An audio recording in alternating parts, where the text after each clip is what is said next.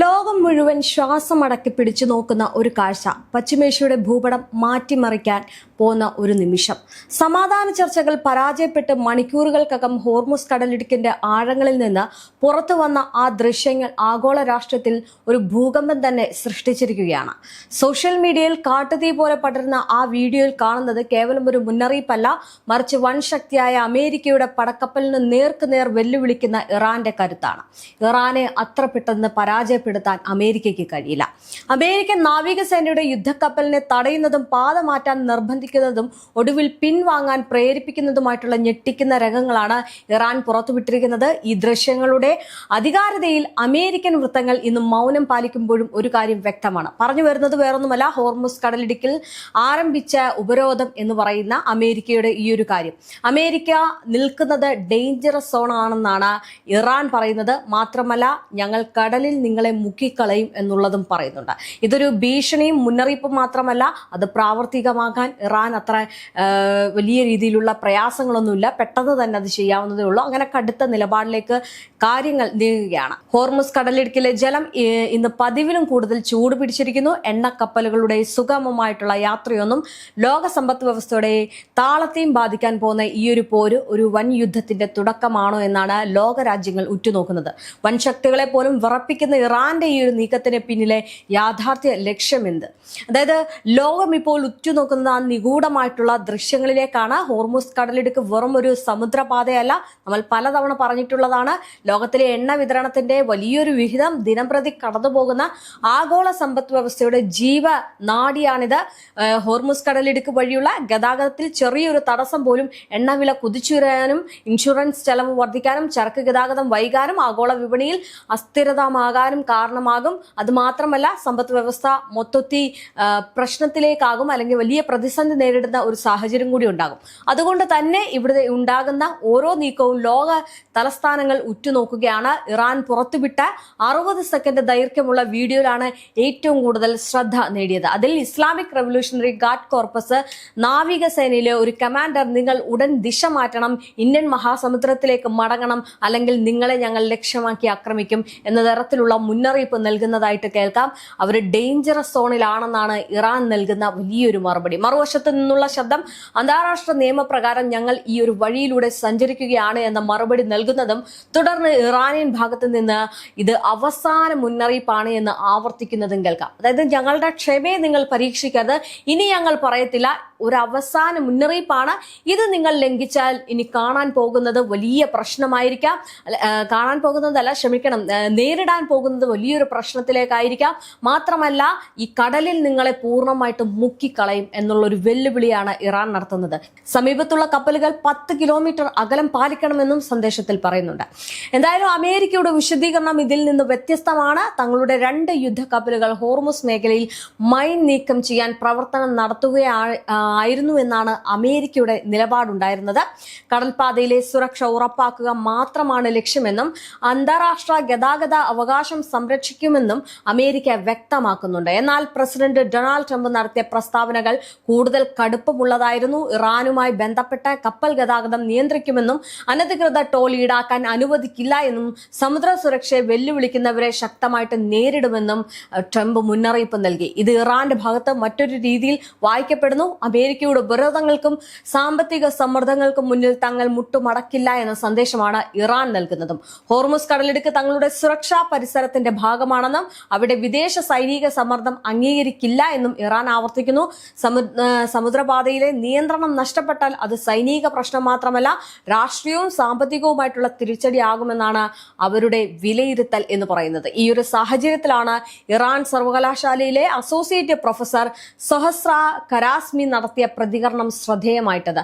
അൽ ജസീറയോട് സംസാരിക്കവേ ഹോർമുസിൽ ഹോളിവുഡ് ശൈലിയിലുള്ള തന്ത്രങ്ങൾ ഫലിക്കില്ല എന്നവർ പറഞ്ഞു.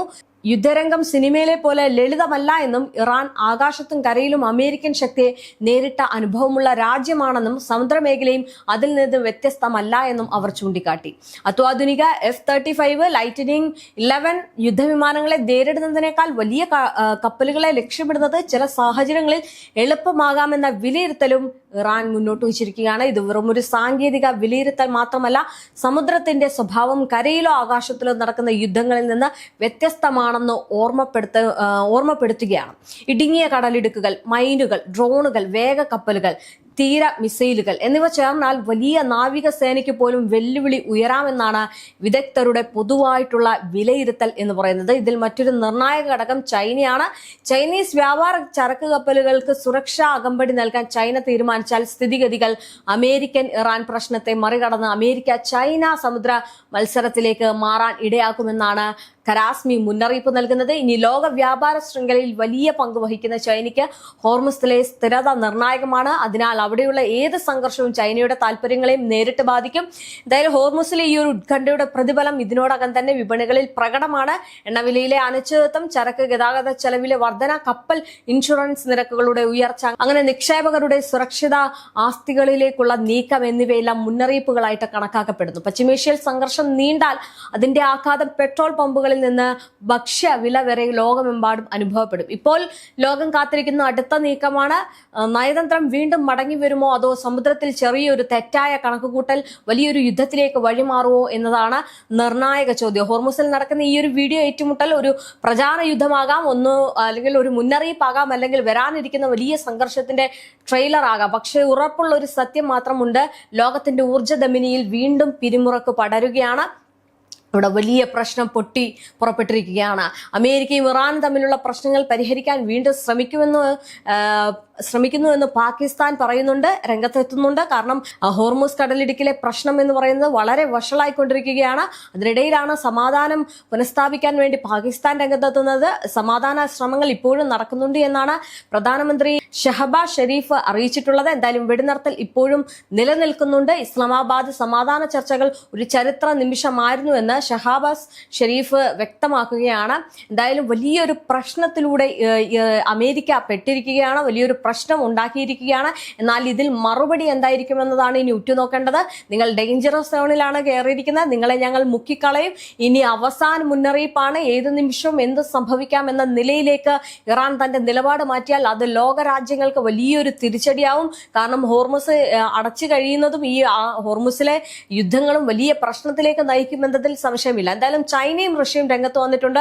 യുദ്ധം അവസാനിപ്പിക്കണം, ഒരു സമാധാനം തെരഞ്ഞെടുക്കണം എന്ന് പറഞ്ഞ് പശ്ചിമേഷ്യയിൽ നിലനിൽക്കുന്ന ഈ അമേരിക്ക, ഇറാൻ, ഇസ്രയേൽ സംഘർഷങ്ങൾക്ക് പരിഹാരം കാണുന്നതിനായിട്ട് പാകിസ്ഥാനും ചൈനയുമായിരുന്നു ആദ്യമേ ഒരു പുതിയ 5 ഇന സമാധാന പദ്ധതിയുമായിട്ട് രംഗത്തെത്തിയത്. നേരത്തെ ഇസ്ലാമാബാദിൽ നടന്ന 21 മണിക്കൂർ നീണ്ട നിർണായക ചർച്ചകൾ ഇരു രാജ്യങ്ങളും ഉപാധികൾ അംഗീകരിക്കാത്തതിനെ തുടർന്ന് പരാജയപ്പെട്ടിരുന്നു. ഇതിന് പിന്നാലെയാണ് ഹോർമുസ് കടലിടുക്ക് പൂർണ്ണമായിട്ടും തുറന്നില്ലെങ്കിൽ ഉപരോധം ഏർപ്പെടുത്തുമെന്ന് അമേരിക്കൻ പ്രസിഡന്റ് ഡൊണാൾഡ് ട്രംപിന്റെ മുന്നറിയിപ്പ് പ്രാബല്യത്തിൽ വരുന്നത്. അത് വന്നതോടെ മേഖലയിൽ യുദ്ധഭീതി ശക്തമായി. ഈ ഒരു സാഹചര്യത്തിലാണ് സമാധാനം വീണ്ടും പുനഃസ്ഥാപിക്കുന്നതിനായിട്ട് ചൈനീസ്, പാക് വിദേശകാര്യ മന്ത്രിമാർ വീണ്ടും ചർച്ചകൾ സജീവമാക്കുന്നത്. ഇതിനിടയിൽ റഷ്യയും രംഗത്തെത്തുന്നു. റഷ്യയും സമാധാന ചർച്ചയ്ക്കായിട്ട് ശ്രമിക്കുന്നുണ്ട്. എന്തായാലും ഇറാന്റെ വാക്ക് വളരെ ശ്രദ്ധേയമാണ് ഇതെല്ലാം നടക്കുമ്പോൾ. അതായത് സുരക്ഷ എല്ലാവർക്കും അല്ലെങ്കിൽ ആർക്കുമില്ല എന്നാണ് IRGC വ്യക്തമാക്കുന്നത്. പേർഷ്യൻ ഗൾഫിലെയും ഒമാൻ കടലിലെയും സുരക്ഷാ സംവിധാനങ്ങൾ എല്ലാവർക്കും ഒരുപോലെ ലഭ്യമാകണം.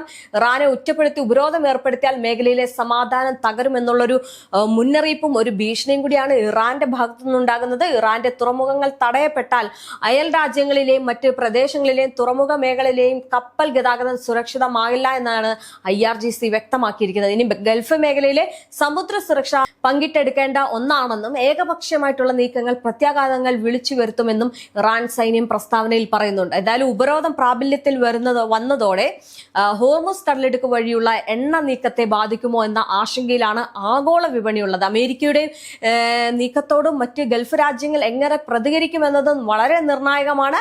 മേഖലയിൽ സംഘർഷം ഒഴിവാക്കാനുള്ള നയതന്ത്ര ശ്രമങ്ങൾ തുടരുന്നുണ്ട് എന്നെങ്കിലും സ്ഥിതിഗതികൾ ഇപ്പോഴും സങ്കീർണമായിട്ട് തുടരുകയാണ്. ഇതിനിടെയാണ് ഇറാനെതിരായിട്ടുള്ള ഉപരോധങ്ങളുടെ ഭാഗമല്ല എന്ന് ബ്രിട്ടൻ വ്യക്തമാക്കി രംഗത്തെത്തുന്നത്. എന്തായാലും വലിയൊരു പ്രശ്നത്തിലേക്ക് അമേരിക്ക ചെന്ന് ചാടിയിരിക്കുകയാണ്. ഏത് നിമിഷവും എന്തും സംഭവിക്കാം എന്ന നിലയിലേക്ക് കാര്യങ്ങൾ മാറിയിരിക്കുകയാണ്. ഇനി ഹോർമുസിൽ എന്താണ് സംഭവിക്കുക?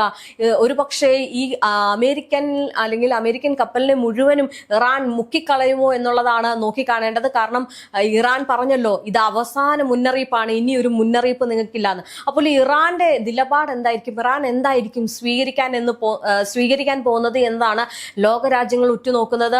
അത് വലിയ രീതിയിലുള്ള ഒരു തിരിച്ചടിയാണെങ്കിൽ ആകെ മൊത്തത്തിൽ പ്രശ്നത്തിലാക്കും. ലോകരാജ്യങ്ങളുടെ സമ്പദ് വ്യവസ്ഥയിൽ വളരെ പ്രശ്നമുണ്ടാകും, പ്രതിസന്ധിയിലാകും. അങ്ങനെ മൊത്തത്തിൽ സ്തംഭിക്കുന്ന ഒരു അവസ്ഥയിലേക്ക് വരുമെന്നതാണ് മറ്റൊരു കാര്യം. അങ്ങനെയാണ് നീക്കമെങ്കിൽ. പക്ഷേ എന്തായിരിക്കും ഇറാൻ സ്വീകരിക്കുന്നത്, ഇറാൻ എന്തായിരിക്കും നടത്തുന്നത് എന്നാണ് എല്ലാവരും ഉറ്റുനോക്കുന്നത്. എന്തായാലും അടിയറവ് പറയാനും പിന്മാറാനും തോൽക്കാനും ഇറാൻ തയ്യാറല്ല. ആ ഒരു പക്ഷം കൊണ്ട് തന്നെ ഈ ഒരു യുദ്ധം ഏത് രീതിയിൽ പോകുമെന്നത് ചിന്തിക്കാൻ കഴിയുന്നതിനപ്പുറമായിരിക്കും ഇറാന്റെ നിലപാടാണ് എല്ലാവരും ഇപ്പോൾ ഉറ്റുനോക്കുന്നത്.